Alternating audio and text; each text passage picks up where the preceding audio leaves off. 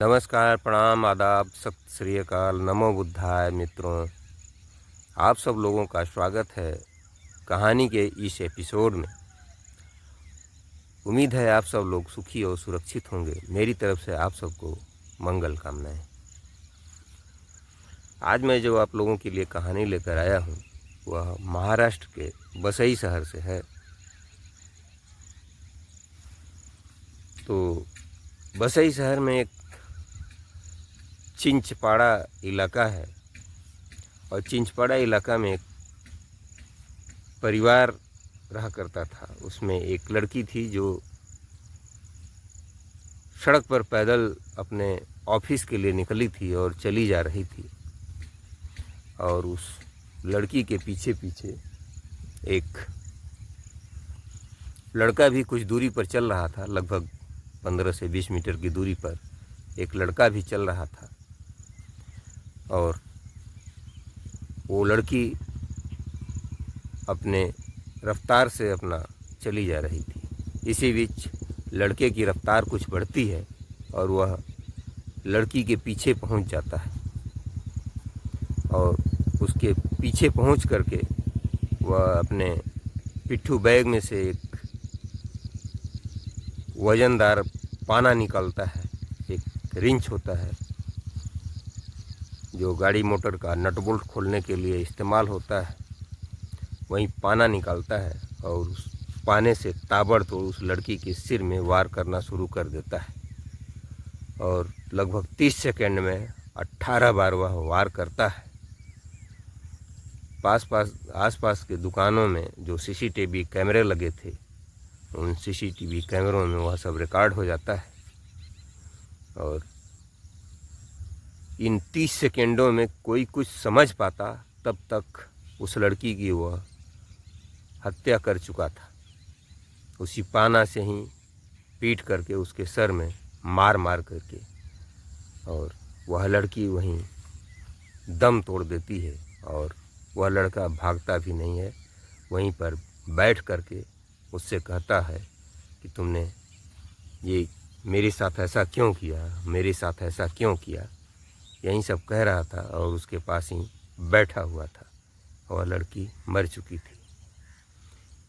तभी किसी ने पुलिस को फ़ोन कर दिया और पुलिस आ जाती है, और पुलिस उस लड़की का शव अपने कब्जे में ले लेती है और पंचनामा भरवा कर उसके परिवार वालों को बुलवा कर किसी ने सूचना भी दे दी उसके घर कि उसकी हत्या हो गई है, लड़की की हत्या हो गई है।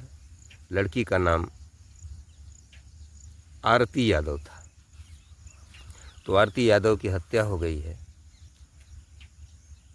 यह सुन करके परिवार वाले भी वहाँ पहुँच जाते हैं, और इधर जो लड़का अपराधी था उसको भी पुलिस हिरासत में ले लेती है, और लड़की का शव पोस्टमार्टम के लिए पुलिस भेज देती है। और उधर ये तफ्तीश में पुलिस लग जाती है।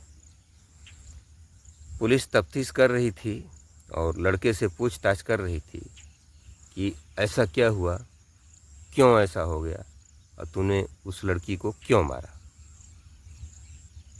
तो वह लड़का कहता है कि वह लड़का पूरा कहानी सुनाता है, और उस कहानी के अनुसार जो कुछ है वह कहानी इस प्रकार से सामने आई।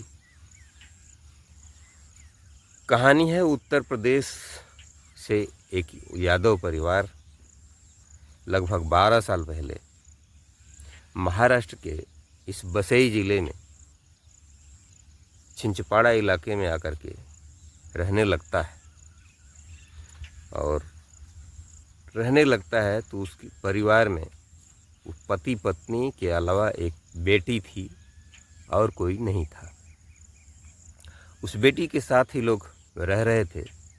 उस बेटी की उम्र लगभग उस समय 12 वर्ष थी।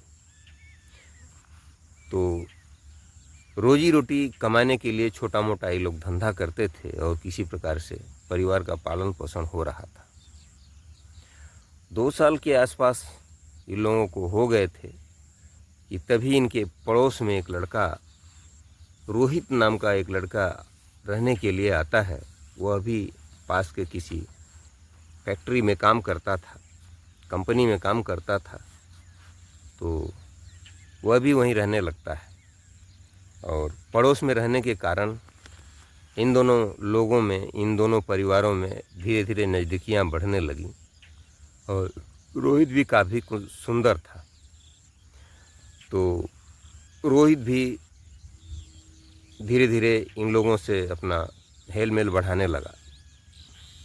रोहित कुल मिलाकर राजस्थान का रहने वाला था, उसके माता पिता नहीं थे, कुल मिलाकर वह अनाथ था। और रोहित अनाथ था तो धीरे धीरे इस यादव परिवार से उसका लगाव बढ़ता चला गया। तो एक दिन यादव जी उस रोहित को कहते हैं कि बेटा, आज हमारे यहाँ तुम खाना खाओगे, आओ साथ में खाएंगे, आनंद आएगा। तो रोहित भी आ जाता है और इनके यहाँ खाना खाता है। और खाना खाने के बाद यादव जी कहते हैं कि आखिर तुम यहाँ अकेले रहते हो, तो रोज़ का बनाना खाना ये अच्छा नहीं लगता है, हम लोग यहीं रहते ही हैं, तो हमारे यहाँ खाना बन जाया करेगा, तुम यहीं खा लिया करो, क्या दिक्कत है। तो कहीं न कहीं ये लोग उसको भी, इनके पास कोई बेटा नहीं था, तो यादव जी ने सोचा कि इसी को अपना लेते हैं, ये भी अनाथ है, तो क्या हुआ, इसको बना खिला देंगे तो सब अच्छा हो जाएगा। तो धीरे धीरे ये लड़का जो है इन परिवार से इतना घुल मिल जाता है कि वह कमरे, जो किराए का कमरा लिया था, वह छोड़ करके फिर इन्हीं के साथ रहने लगता है। और तब तक इनकी बेटी की उम्र, जो आरती होती है, आरती की उम्र लगभग 15 साल के आसपास हो गई होती है। तो धीरे धीरे रोहित यादव और इस आरती यादव में काफ़ी नज़दीकियाँ बढ़ने लगती हैं। और इसकी भनक आरती के माता पिता को भी लग जाती है। तो आरती के माता पिता सोचते हैं कि कोई बात नहीं है, जात बिरादरी भी, हमारी जात बिरादरी का लड़का है और अनाथ भी है, तो हम लोग अगर इसकी शादी कर लेते हैं आरती से तो ये तो बड़ा अच्छा हो जाएगा, मुझे एक बेटा भी मिल जाएगा, मुझे एक दामाद भी मिल जाएगा, उसको भी माँ बाप मिल जाएंगे, उसको पत्नी भी मिल जाएगी। यही सब सोच करके ये लोग जो है रोहित को अपने साथ रख लेते हैं और जीवन अच्छे से चलने लगता है। इधर रोहित क्या करेगा, जैसे उसके पास कोई परिवार और तो था नहीं, तो कंपनी से जो भी उसकी तनख्वाह मिलती थी, मान लीजिए 15,000 मिलती थी, तो 2-3-4 हज़ार रुपये वो अपने पॉकेट खर्च के लिए महीने भर के लिए रख लेता था। और बाकी जो भी 10-11 हज़ार रुपये बचता था वह पूरा ले आकर के आरती के पिताजी को दे देता था। कहता था कि आप लोगों के सिवा मेरा यहाँ है ही कौन है दुनिया में, तो आप ही लोग हमारे माता पिता हैं, तो यह सब आप ही का है। तो उन्हीं लोगों को दे देता था और पिछले 3-4 सालों से यहीं चल रहा था। इसी बीच आरती का भी ग्रेजुएशन कंप्लीट हो जाता है, तो वह भी एक दिन रोहित से कहती है कि क्यों ना मैं भी नौकरी करूं तो कैसा रहेगा। तो रोहित सोचता है कि ये तो और अच्छी बात है भाई, अरे हम लोगों में प्रेम है, मैं भी कमाता हूं, तुम भी कमाने लगोगी, इधर पापा भी कुछ कमा लेते हैं, तो काफ़ी पैसे हो जाएंगे, हम लोगों का जीवन अच्छे से चलने लगेगा। तो इधर आरती का भी काम अपनी ही ऑफिस में यह बात करता है रोहित। तो रोहित का बॉस कहता है कि अभी तो जगह खाली नहीं है, देखते हैं जब खाली होगी तो हम तुमको बताएंगे। तभी उस ऑफिस में जो रिसेप्शनिस्ट एक लड़की थी, वो लड़की जॉब छोड़ देती है, उसकी शादी हो जाती है। तो वह जॉब छोड़ देती है, तो उसका बॉस कहता है कि, रोहित का बॉस कहता है कि ठीक है, तुम अपनी पत्नी को ला सकते हो और उसको लेकर आओ और उसको रिसेप्शनिस्ट की जॉब दे दी जाएगी। तो उसी रिसेप्शनिस्ट की जॉब के लिए वह जो आरती थी वह चली जाती है और वहाँ जा कर के नौकरी करने लगती है। अब इसको भी 12-13 हज़ार रुपये इसको भी मिलने लगता है, तो दोनों का जीवन बड़े अच्छे से चल रहा था। और इन लोगों की शादी होनी बाकी थी, तो अभी शादी नहीं हुई थी। इसी बीच उसी ऑफिस में एक लड़का था जिससे धीरे धीरे आरती की नज़दीकियाँ बढ़ने लगती हैं। और उसी नज़दीकियों को लेकर के इधर रोहित को काफ़ी कष्ट होने लगता है।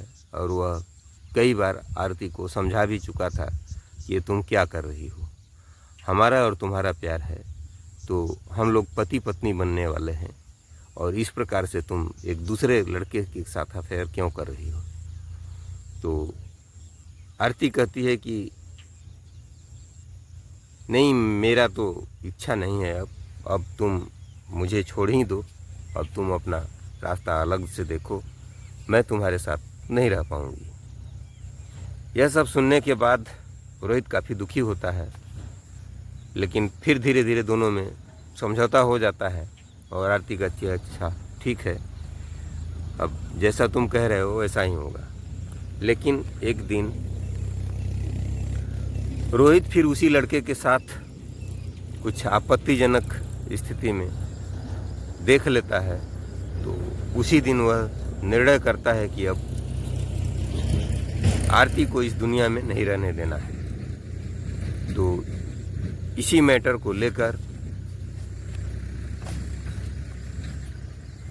यह इतना गुस्से में था रोहित यादव कि 18 जून 2024 को सुबह के 10 बजे जब आरती यादव अपने ऑफिस जा रही थी, उसी समय रोहित यादव भी पीछे पीछे चल रहा था और उसने पूरा इंतज़ाम कर रखा था। और एक गाड़ी में प्रयोग होने वाला पाना खरीद करके अपने जो है पिट्ठू बैग में रखा हुआ था। और वहीं चिंचपाड़ा इलाके में ही वह उसकी लबे रोड दिन दहाड़े आरती की हत्या कर देता है। और उसके बाद की कहानी तो मैं आप लोगों को बता ही चुका हूँ। और इस प्रकार आरती यादव की मौत हो जाती है और रोहित यादव जेल चला जाता है, और एक परिवार, हंसता खेलता परिवार बर्बाद हो जाता है। ये है प्यार में बेवफाई का सिला। और इस तरह से यह कहानी यहीं समाप्त हो जाती है। तो मित्रों, आज की कहानी आप लोगों को कैसी लगी कमेंट करके आप लोग ज़रूर बताइएगा। अगर यह वीडियो हमारा अच्छा लगा हो तो हमारे इस वीडियो को लाइक कर दीजिए और मेरे चैनल को सब्सक्राइब कर लीजिए। और कल रात 8 बजे मैं आप लोगों से फिर मिलूँगा। तब तक के लिए आप लोग मुझे इजाज़त दीजिए। नमस्कार, धन्यवाद, जय भारत।